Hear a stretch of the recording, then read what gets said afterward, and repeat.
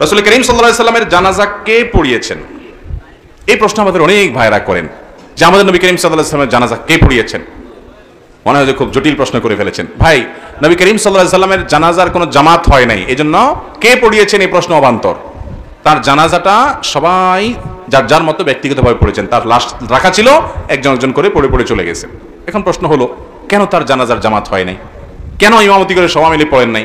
এর অনেক কারণ থাকতে পারে। মুহাদ্দিসিন ইকরাম, মুহাক্কিক উলামা ইকরাম বিভিন্ন রকমের তাদের গবেষণার ফল তারা প্রকাশ করেছেন তখনকার বিভিন্ন প্রেক্ষাপট, বিভিন্ন বর্ণনার আলোকে। তার মধ্যে একটা হলো, নবী করিম সাল্লাল্লাহু আলাইহি সাল্লামের যে শ্রেষ্ঠত্ব, তার যে বরত্ব, তিনি যতদিন বেঁচে ছিলেন কোনোদিন তার সামনে কেউ ইমামতি কেউ করে নাই।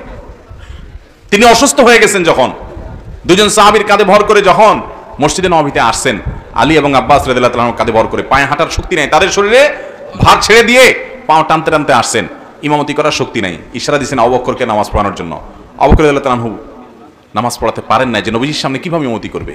আমাদের আয়েশা রাদিয়াল্লাহু তাআলা সুপারিশ করছেন, ইয়া রাসূলুল্লাহ, আমার বাপ নরম মনের মানুষ, আপনার সামনে ইমামতি করতে পারবে না, আপনাকে এত শ্রদ্ধা করে।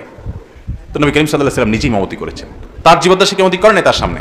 এজন্য তার লাশের ইমামতি করার হিম্মত কেউ করেন নাই, সাহাবা একরাম সিঙ্গেল সিঙ্গেল পড়েছেন। আবার অনেক উলামা একরাম, অনেক মুহাক্কিকগণ বলেছেন যে মূলত তখন খলিফা কে হবেন এটি নির্বাচন করা যায় নাই তখনও। যদি কাউকে এখন ইমাম হিসাবে নিযুক্ত করা হতো তার জানাজার জন্য, তাহলে